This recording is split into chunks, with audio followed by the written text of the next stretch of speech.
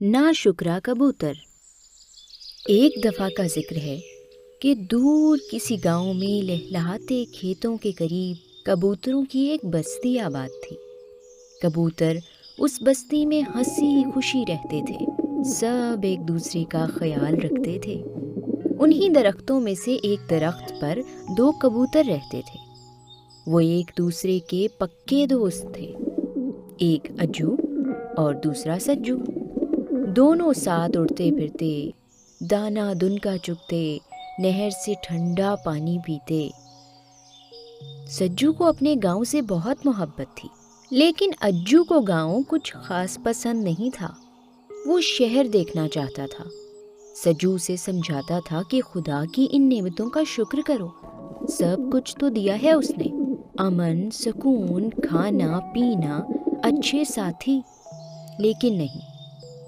एक रोज अज्जू ने सज्जू से कहा, मेरा बहुत दिल करता है कि एक मर्तबा शहर की सैर करूं, वहां की बुलंद इमारतें देखूं, उन पर उड़ूं, दरख्तों की ऊंची ऊंची शाखों से नजारे करूं।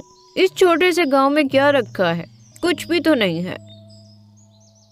सज्जू ने उसे फिर से नेमतें याद दिलाईं और उसे समझाया कि अल्लाह ने जो नेमतें हमें दी हैं, हमें उनका शुक्र करना चाहिए।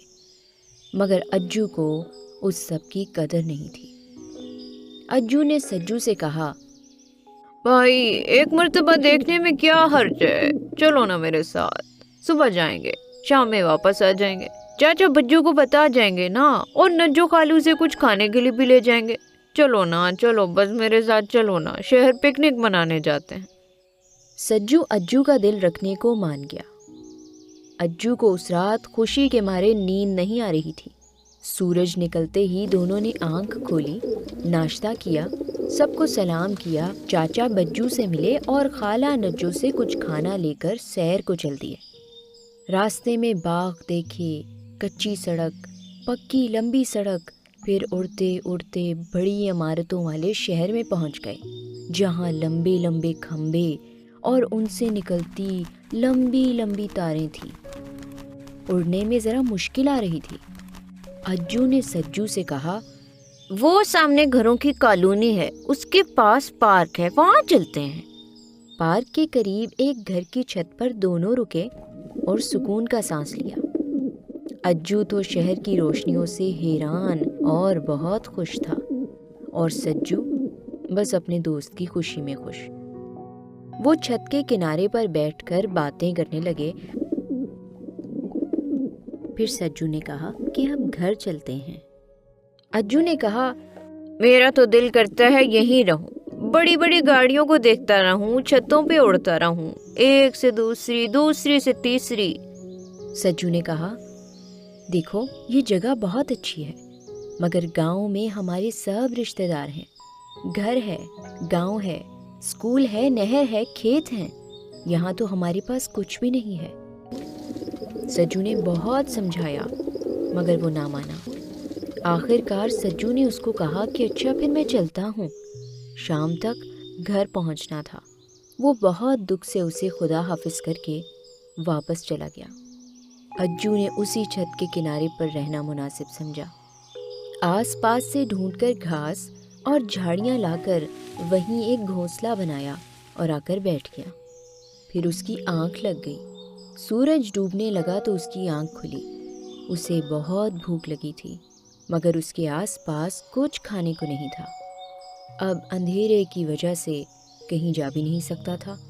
भूख से उसका बुरा हाल हुआ। उसे सज्जू की याद आई। वो होता तो कुछ मिल जाता, या चाचा बज्जू ही कुछ दे देते, या नज्जो खाला।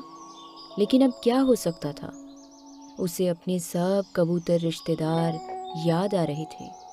यही सोचते सोचते आधी रात हो गई और अचानक बादल गड़गड़ाए।